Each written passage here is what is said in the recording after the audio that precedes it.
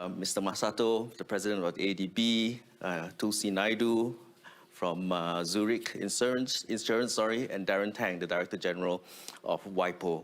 We have another minister, Mutia, coming very soon, and she'll join us as soon as she can. Firstly, I also like to introduce myself. I'm Jamie Ho, editor of the Straits Times. Thank you for having me here, my colleagues at the forum. And I must congratulate them on framing the question ahead of us today. Is ASEAN moving fast enough? And obviously, embedded in that question is a little suggestion, quite mischievous, but quite good, that ASEAN may not be moving fast enough. But maybe the panel here will help address that question. So I'll start with DPM Magniti, if you may. From your perspective, both Thailand and as a key member of ASEAN, run us through your thoughts in terms of your own aspirations for ASEAN and Thailand. Is it moving fast enough? Where is it moving fast enough, and where can it do better? Yeah, I think to answer your questions, whether we are moving fast enough, depending on how we harness the mega shift that we have seen during the past 3 days. I think we clearly see 3 messages. The first mega shift is new geopolitics, new world order. The multilateralism is breaking down. So regionalism, I think, will be more important. The second one is the AI transformations. We have seen AI moving fast enough. How we can make AI transformations more inclusive and more governance so that we can protect low-income people. And the third one about the climate change and clean economies. We have seen some countries retract from the commitment, but most of the countries, I believe, still believe in the commitment for carbon neutrality. How we can address it, how ASEAN harness these mega shifts, that will be important. So in my opinion, the first one, new world order, new geopolitics, I think it will be very important for ASEAN to work together because multilateral system is declining.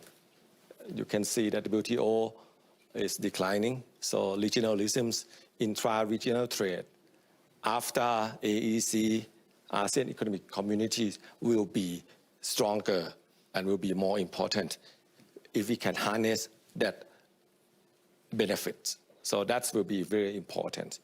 I have seen a lot of investors during the past 3 days. What I can feel is that they consider ASEAN as a safer place for trade and investment because we can trade to many countries. We are very neutral in terms of trade and investment, but we need to move closer. We have to work closer. That's very important. If we can work together, if we can work closer based on the foundations that we have, like intra-regional trade, we can be stronger and use ASEAN as a springboard to grow to many other regions, not just trade among each other. That will be important message to handle and to harness the first shift of New World Order. The second one, which I would like to focus on, is the digital infrastructures will be very important to harness the AI transformations in many dimensions. I think in ASEAN, if we want to move faster than what we expect, we need to lay down foundations. We already have foundations for road networks, transportation networks, power networks, but not digital networks. So we need to focus more on laying down foundations for digital infrastructures. I would like to highlight on these areas because we are still lagging behind. I think on digital infrastructures, there are 3 layers. The first layer is the foundations. We need to share foundations for digital ID, for digital signatures. If we don't share digital ID, digital signatures, we cannot take the benefit of growing AI and growing digital transformations. So we need to have foundation for that. That's the first layer. The second layer is the share framework, how we can have data and digital governance. We have to work together how we have application programming interface so that we can share information among ASEANs. We cannot do it on our own if we want to grow faster. We have to work together. That's the second layer. And the third layer is related to shared service. I think there will be 3 capital S for digital infrastructures. Share foundations, digital ID, share foundations for digital payment. We have like with Singapore's Prompt Pay and Pay Now. We have to expand that to all ASEANs so that finance can facilitate trade and digitals. Second S, I repeat it again, share infrastructures and framework for digital and data governance. Lastly, on share services, which will be very important. Let's imagine if we have share service, like share for health record, definitely based on the second layers to have foundations for data governance. We may have people in Timor-Leste who can use the better medical service in Thailand or in Singapore on telehealth. That will make digital more inclusive. We can have share logistics and share e-commerce. SME in Thailand, SMEs in Vietnam, SME in Malaysia can share service. Now we have the platform from outside ASEAN. All benefits go to other countries outside ASEAN. How can we make that share services for ASEAN e-commerce, share system, share payments, so that small SME in Thailand can enter the markets for Indonesia? Similarly, we have to open the markets for Indonesians who would like to buy Thai products. So that's the ways that we will grow together. And we have a number of shared service architects. We have better agricultural technologies in Singapore. We have better architects in Thailand. We are very good in pet foods. You are very good in, other types of foods. We can share so that we can grow together. On the last part about the mega shift on the green economies, even though what I said, some countries are retracting from commitments for carbon neutralities and net zeros, but most countries in the world still commit to it. So there's a lot of opportunities for green transitions and green economies. If we can work together, ASEAN power grid for clean energies, like what we have done together. We get hydro power from Laos to Thailand, to Malaysia, to Singapore. Then people in ASEAN can get clean energies for their productions and their services, and it's cheaper. So that's the way to work together. More importantly, how we can make clean transitions to the low-income people.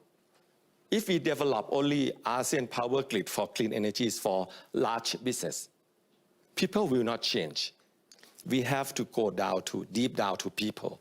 That's why in Thailand we have the sandbox called Salamuri model, where public, government, private sectors, like in Thailand, they develop green cement from SDGs, communities, like people on the ground, setting solar and cell power, clean power to businesses.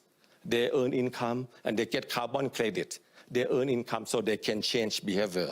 We need to make green transitions going down to people, for ASEAN people. That will make green transition more inclusive. That's the way I look at how we can grow faster. Thank you very much, DPM. You must have seen some of my notes because I'm glad you raised some of the topics that I was going to make sure I asked you at the end of this panel. But you raised many good points, and as I said, and let me reiterate as well, not only has you raised questions in my head for the floor, if you do have questions, I do hope to set aside as much time as possible at the end for them to address questions. Masato-san, I'm going to turn to you now to react to the DPM, but also I know you are a very firm fan of ASEAN, so please give us your perspective firstly on whether we are moving fast enough or not. And DPM Agniti raised many issues about digital transformation, and I know you have a view on digital transformation, AI and innovation. Tell us your view on that and how ADB finds its way to help ASEAN along the way. Yeah, thank you very much. This is a great opportunity for me to share my humble thoughts on that. So probably I will start with a rather general observation, followed by some comments on a great presentation. Thank you. The ASEAN countries has been the world's most trade-driven, trade-dependent region. The trade has been the cornerstone of growth, industrialization, and integration into the global economy. Actually, the global value chain has created 75 million jobs in the region. And now, as you mentioned, this collapse of the international order or the heightened geopolitical tension and more economically the fragmented supply chain and higher and more certain tariffs has posed a problem, obviously, the ASEAN's business model of trade. At the moment, ASEAN countries has shown some of the resilience thanks to their domestic consumption and investment, and also the regional collaboration, connectivity. But this enormous transformation in the global landscape is posing definitely the unprecedented challenges to ASEAN countries.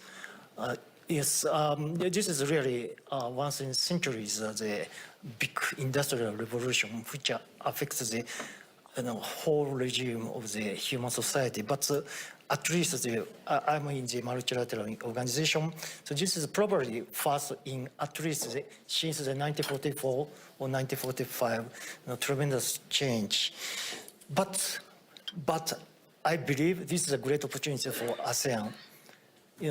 The uncertainty, risk is also the great opportunities. So we've got to turn these challenges into the opportunities for ASEAN to be stronger. This is what I told to all of the leaders of ASEAN, and also I believe they agreed.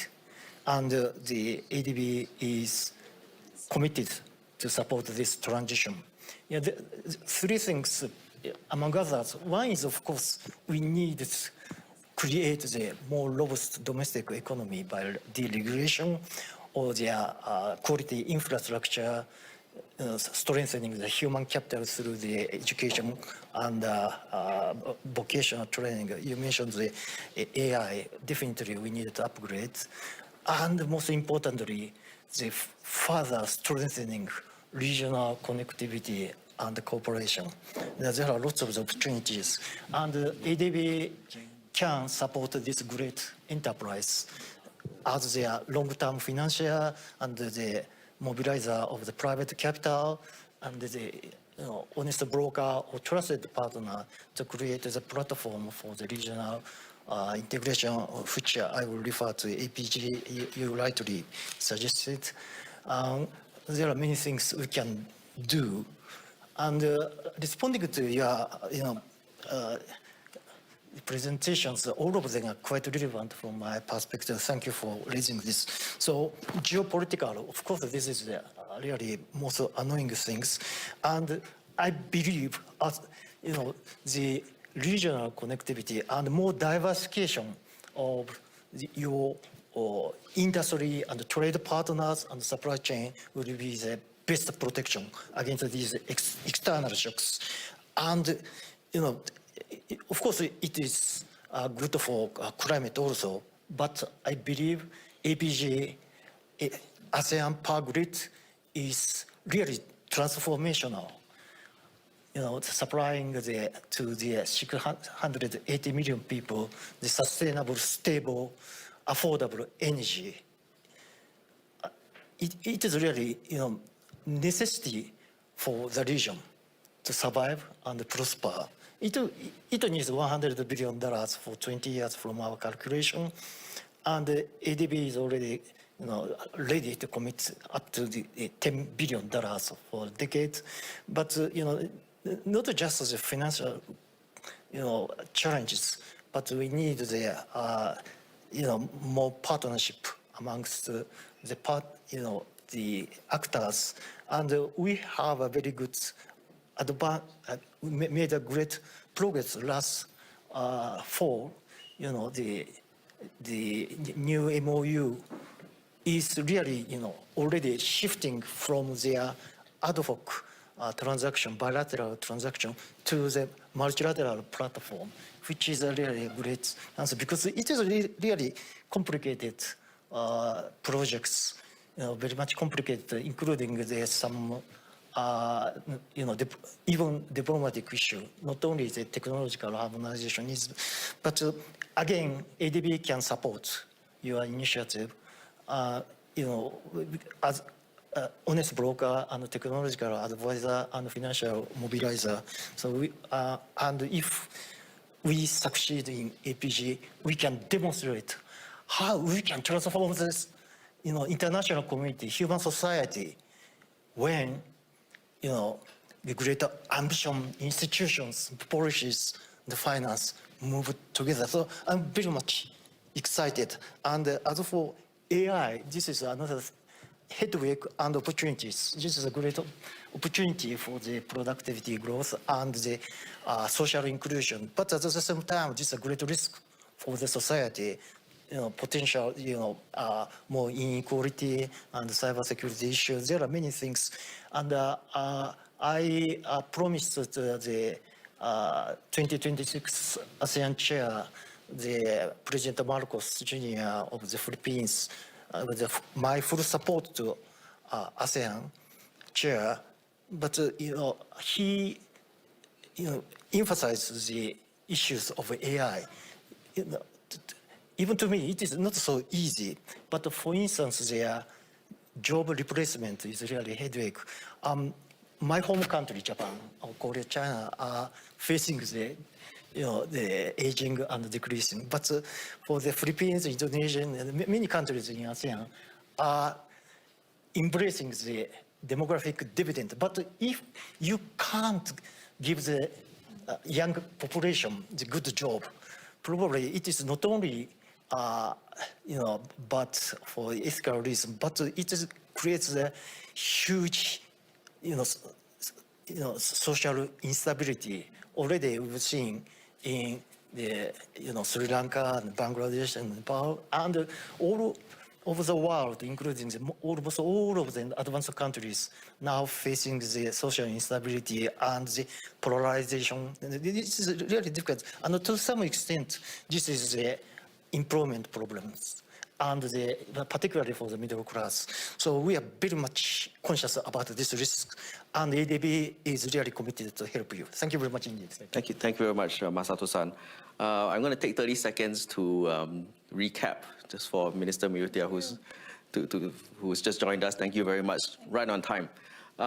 We had started with the premise of questioning whether ASEAN can move faster in various areas, and the DPM gave us a very good recap of the three main areas that he thought that ASEAN could do better on. The second area that he mentioned was on digital development, digital infrastructure, AI, innovation, that he thought ASEAN could do more on. So perfect for you to jump in as well, to give us your perspective as Minister for Communication and Digital Affairs, how you see ASEAN's current pace in terms of its transformation on the digital space of things, and where you see Indonesia playing a role. Obviously, Indonesia has a very big role to play in this space, but give us your perspective. Yes, well, thank you, Jamie. Sorry for the delay. And when asked whether ASEAN is moving fast enough, then I think we first have to decide on how do you categorize fast. Are you looking at the adoption rate of technology or AI? Are you looking at the digital economy magnitudes? Or for us in Indonesia and I think most part of ASEAN, really also look at fastness with looking at how fast we can diffuse the technology, especially to our 700 million population.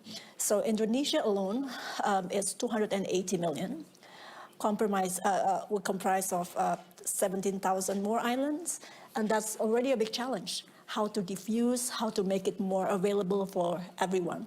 So I think inclusivity is also an important part when talking about fastness and readiness.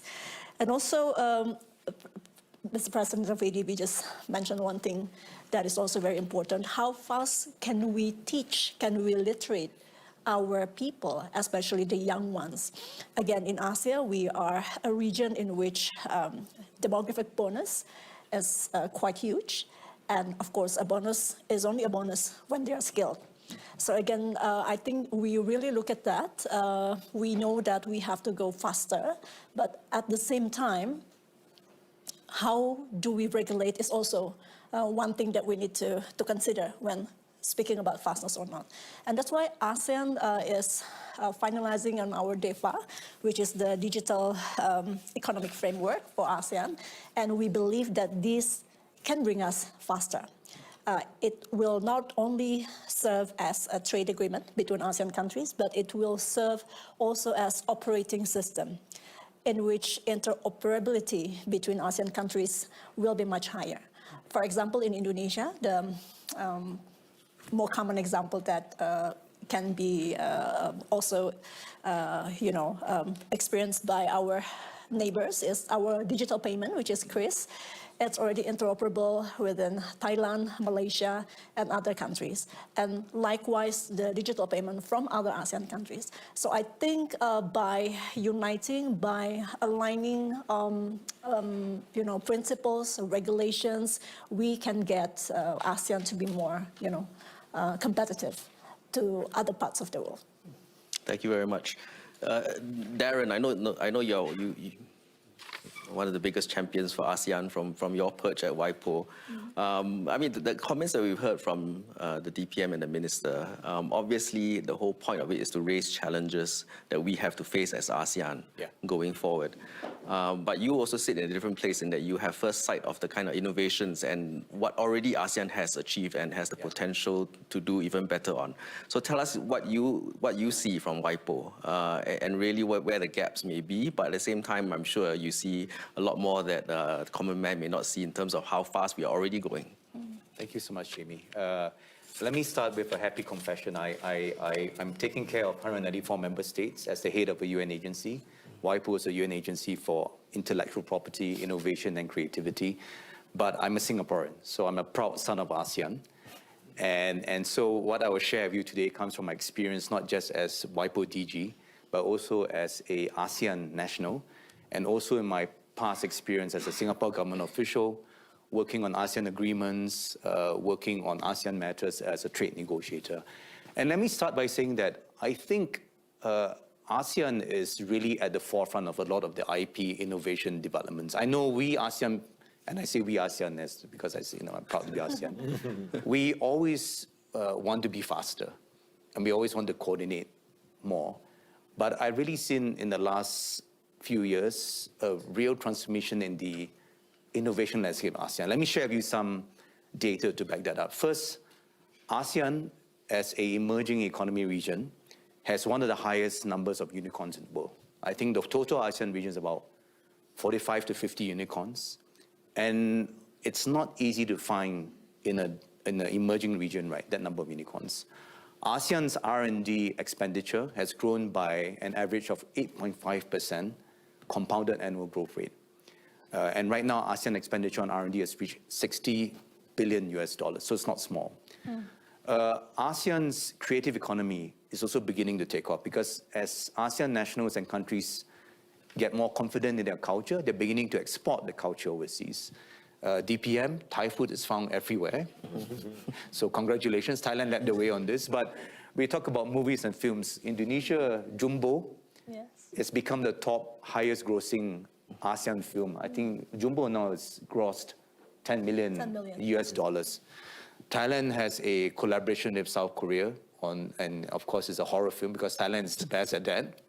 I think I forgot the name, but it's grossed about almost 10 million as well. And Malaysia's animated film called Mekamoto, 2 years ago won Best Anime, non-Japanese anime, right, at the International Anime Festival in Tokyo. So we're talking about a region that's no longer just about natural resources, about commodities, about tourism, infrastructure, but also about entrepreneurship, innovation, creativity, about the digital economy, about the creative economy. And that means that ASEAN IP filings are growing. Patent filings have grown by 70%. Trademark filings have grown by 110% in 10 years. Design filings have grown by 80%. So on all the metrics that WIPO measures, right, ASEAN economies and ASEAN's region as a whole is doing very well. And in fact, 6 of the 10 ASEAN countries, I think we have to add Timor-Leste quite soon, but 6 of the ASEAN countries are in the top 60 of WIPO's Global Innovation Index, where we rank the innovation performance of 140 countries. And Indonesia is one of the fastest risers, and Vietnam also is doing really well. So across the whole region, whether you're looking at the core ASEAN, the original members, but even those who have joined us, CLMV as we call them, everyone is doing well. And that means that, and why is this happening? It's because ASEAN member states, and I say this as someone who used to do trade policy, trade negotiations, historically, ASEAN member states have looked at intellectual property as something they have to do well to attract foreign investment so that they can be welcoming foreign IP into ASEAN. So ASEAN was a consumer of IP. ASEAN consumed foreign brands, consumed foreign technology, consumed foreign designs, consumed foreign content. But that's changing. ASEAN now sees IP as part of its growth and development journey. Why? Because ASEAN is becoming a place where ASEAN innovators are creating, they're inventing, they're innovating, they're daring to take the ideas and take it to the market. So one very concrete example of how our agenda with ASEAN at WIPO is very forward-looking is that 3 years ago in Semarang, when Indonesia was ASEAN chair, we signed an MOU with the ASEAN Secretariat. And the MOU is a very forward-looking MOU, not just dealing with IP protection, enforcement, and registration, which is a traditional IP agenda and the basic IP agenda, but focusing on very cutting-edge IP issues like IP commercialization, IP valuation, how to make use of IP as a financial asset so that IP can be brought to the bank and collateralized. And in fact, and then how is IP a business asset that helps both big ASEAN companies like Krung Thai Bank or CP Group or your RIAD Group or DBS, right, use IP, but even your SMEs and your startups. So a very inclusive vision of IP. So the focus in MOU is on the creative economy, the digital economy, small, medium enterprises and startups, as well as IP financing and valuation. And no other MOU do we have with any other regional platform has this sort of cutting-edge agenda. And in fact, we position our relationship with ASEAN, right, as a model for other regions, right, who want to go beyond IP protection, IP enforcement, and are looking at IP beyond the legal perspective and looking at IP from a development perspective, from a business perspective, economic, trade, finance perspective.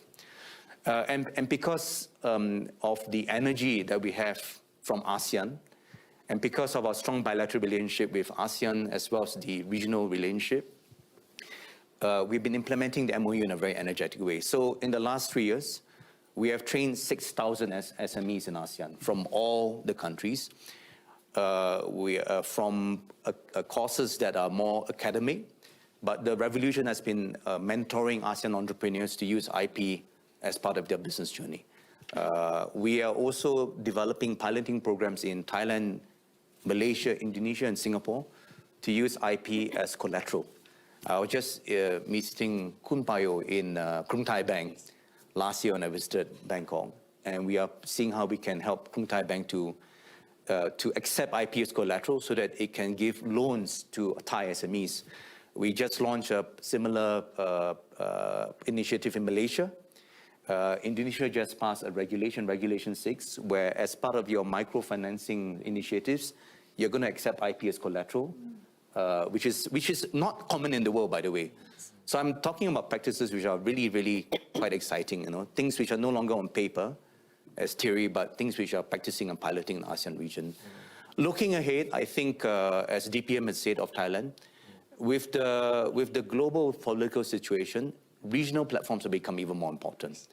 So WIPO is going to work even more closely with ASEAN Secretariat, with the ASEAN Working Group on IP Cooperation, which is a gathering of all the ASEAN IP stakeholders, to drive this even deeper. We are right now working to develop the ASEAN IP Action Plan, 2026 to 2030, and then there's a Vision 2046, which Malaysia was pushing last year. And the vision, right, really is to put IP, innovation, and creativity at the heart of ASEAN. And I'm confident with relative peace as a region, with the economic vibrancy. Minister, you mentioned 700 million people, but not 700 million people who are just passive, but entrepreneurs, creators, innovators, with a diversity as our strength. I think ASEAN will continue to do. And let me just finish by sharing an anecdote. When I was a Singapore official, I was involved in the ASEAN-EU FTA. This was in 2006 or 2007, around that time. Vietnam was chairing it. And I remember that we had a lot of internal discussions. Should ASEAN follow the EU model of more integrated, of having a centralized set of rules and regulations? And we decided that maybe for ASEAN, as a much more diverse region, it's better to have a looser arrangement. And I think that's worked out very well for us, because I think we're in a very different place from where we were 15 years ago. If you look at the European system right now, their method of integration also poses challenges, new types of challenges. I hope they will overcome those challenges. But I think that for ASEAN, right, our diversity is our strength. We are all very different as ASEAN member states. But I think the way we work together, which gives a lot more space, interoperability rather than forcing harmonization, can also be a source of strength for us. So I just want to share some good news. So as one of my mentors said, fast is slow and slow is fast.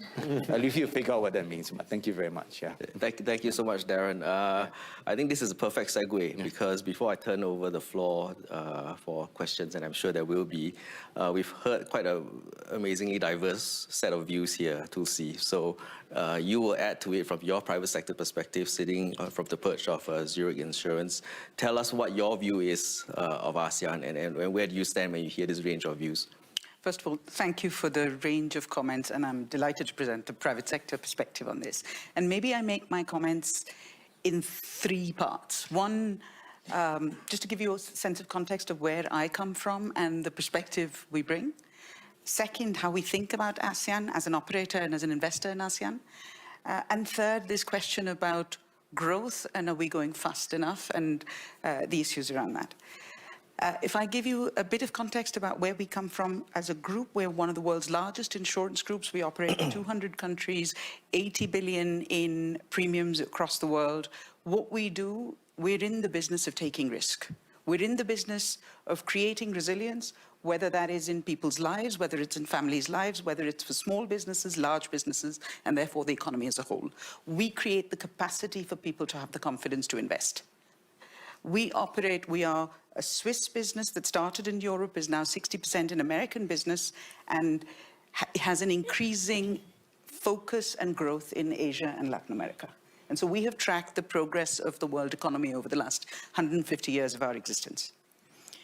I personally am based in Singapore. I have worked in London, and the joy I get out of working with our ASEAN businesses, the entrepreneurship, the innovation, the determination probably frames my thoughts on this. So that's the context I come from. If I think about ASEAN at this time, as Honourable Minister said, this is a time of profound geopolitical transition. The settled views on the world order are in question. Tariffs are at the highest rate since the 1940s. ASEAN in that context provides a compelling growth opportunity. Actually, the most interesting thing, I think, has been the resilience over the last year. So if I went back a year ago almost to this date, we did an analysis of what we expected the vulnerability would be to the potential of tariffs. And actually, as we all know, the ASEAN economies have been considerably more resilient than any of the scenario planning on wargaming we might have done at the time. We look out at the prospect of ASEAN being the fourth largest economy in the world by 2030. We look at, as Honourable Minister said, 600 million people, but 200 million young people between the ages of 15 and 34. The entrepreneurship, the dynamism, the innovation, the opportunity that presents is, for a company like ours, I think remarkable.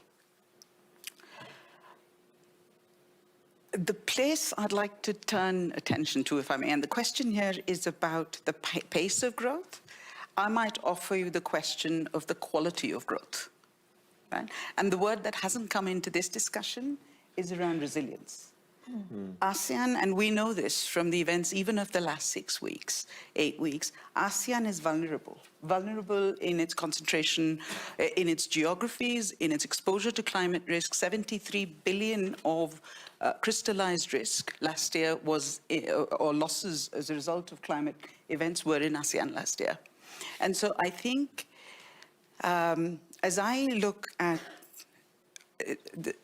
one of the reasons I think ASEAN represents such a, apart from the financial and economic aspects that we've talked about, the thing that makes ASEAN such a compelling opportunity for people like us is the quality and pragmatism of the political leadership, the willingness to collaborate, the interaction with institutions like the ADB, and the two areas that I would highlight as topics for us to think about is building resilience by design as we think about growth in climate and in the development of the digital business models. We anticipate the digital economy in ASEAN will be something of the order of 560 billion by 2030.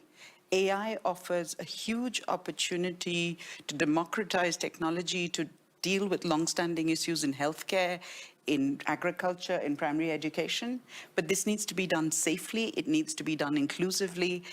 And so both in climate and in cyber, I think the questions around policy making, the interaction with the sources of capital, and then people like us who have the data, who can tell you exactly how risk is going to crystallize under different scenarios. Not precisely, but with enough that you understand the costs of and the ability to de-risk. I think that partnership is an integral part of thinking about ASEAN growth. And I'll leave my comments there. Yeah. Thank you so much, Tulsi. Perfect timing. We have a good amount of time for questions. Otherwise, I will have questions of my own. So please, I open up the floor, but if you will, just stand up. Introduce yourself, and I think a mic will be brought to you. Yeah, please. If you could stand up as well so that the cameras can... Hello, I'm Monchai from JNN Thailand. Thank you for having me here. First of all, we have heard the President Trump's speech yesterday, right? And we are facing uncertainties upcoming. And how can ASEAN work together to make sustainable development happen in reality, and especially the role of green finance from now on? Is it real? Is it an important tool to help ASEAN to go to develop to the sustainability? Just that. Okay, maybe I will have the two politicians answer that and maybe reframe it a little bit. In that, exactly, I mean, it's one of the questions that I have too. What is ASEAN going to be doing? How can it address this new global order that everyone's been talking about for the last 3 days? What does ASEAN need to do to accelerate its own regional integration? And as the question said, whether or not we have a view, or this panel has a view on the specificities of sustainability. So maybe DPM first and then Minister Miotia. Yes, I think in a way, I consider this as opportunities for ASEAN. I think that's excellent questions from Kun Monchai, because I think the speech yesterday from the President of the United States has warned us that we need to cooperate more. Because if we don't cooperate more, we may be minimalized, we may not be sustained. And don't talk about green. It will be disappear if we don't work together, in my opinion. So what we have to do, we need to use technologies, digital technologies, and use the competitiveness of ASEAN. We have diverse background, and we have huge populations, almost 700 million people. We are growing together. We have to work together, set the foundation working together. And ASEAN, to me, maybe it's lucky that we are far away from US and Europe. So not calling attention much, in my opinion. So we can work together closer. And we can use ASEAN as a hub for investment, for trade. And I'm sure that there's a number of countries want to trade with us if we work together. They're willing to come to each country individually. Thailand, for example, I'm the chairman of the Board of Investment. BOI incentive applications last year increased by 93%. I think it's similar to other countries on the table. So I think that reflects something. But how we can coordinate and make sure that FDI will go into details to SME, to supply chains, not just in the country, but also in other countries. That's the first response.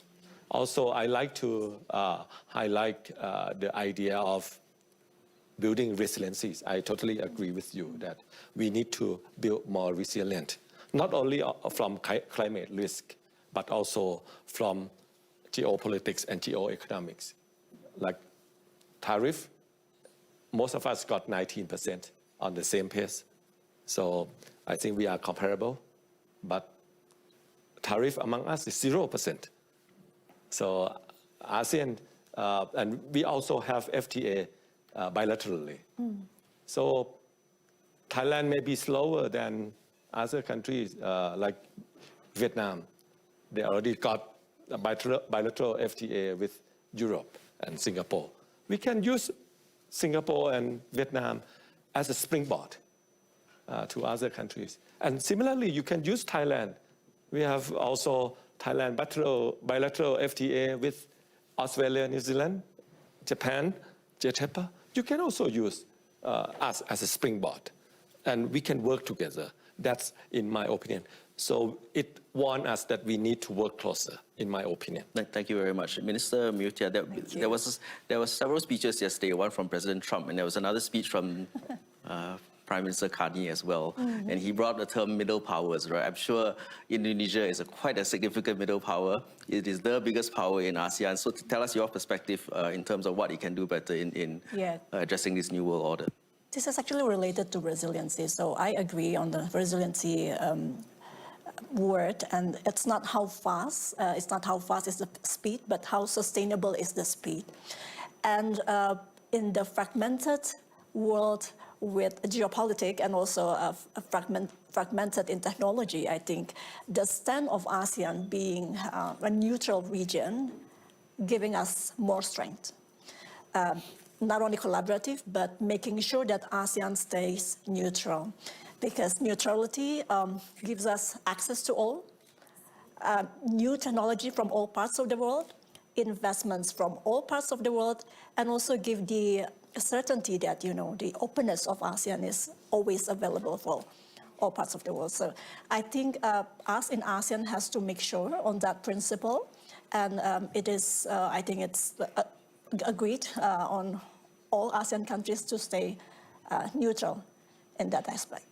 So I think that's the very important key as well. I forgot to answer his question on clean finance. Okay, quick one. I think it's still important because clean finance will be important for green economies, which is still important. just to answer your questions that I forgot. Okay, sorry. Thank you very much. We've actually run out of time. So maybe just 30 seconds for Masato-san and Darren, please. Yeah, thank you very much raising the most important issue of the resilience. The resilience are maybe at two aspects. One is rather narrowly defined the resilience against the climate shock, and it is really relevant to your question of the green financing. Of course, you know, there is a huge risk that the ASEAN is even more exposed to the frequent and more violent extreme weather, including the typhoons, cyclones, and extreme heats.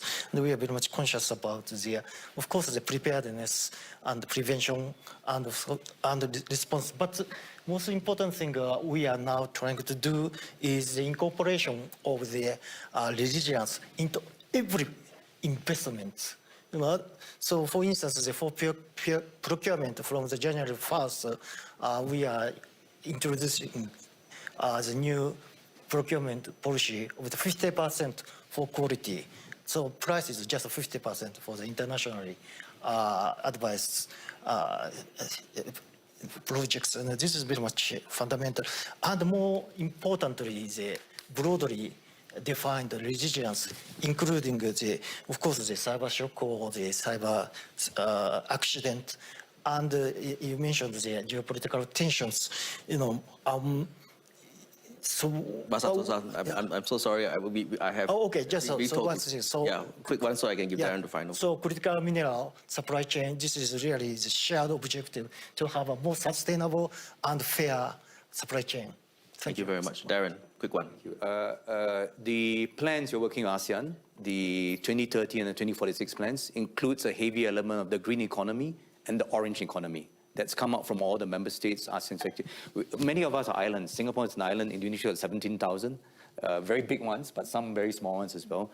And of course, across the whole ASEAN region, we encounter this. So I think there is a focus on that. Now, and that's important because without technology, you're not going to solve climate change. Without innovation, innovative solution, you're not going to solve and address climate change. So we're working on that, but I think it's exciting. And that again shows ASEAN very forward-looking agenda because again, it's not very often that we work with a regional platform, right, on these agenda items. Panelists, thank you so much. I wish we really had more time to get into it. If I may just recap in one sentence, I think clearly ASEAN has challenges, recognizes those challenges, but I think sometimes we give ourselves too much of a hard time as well in terms of what we've achieved. So thank you very much. Thank you very much.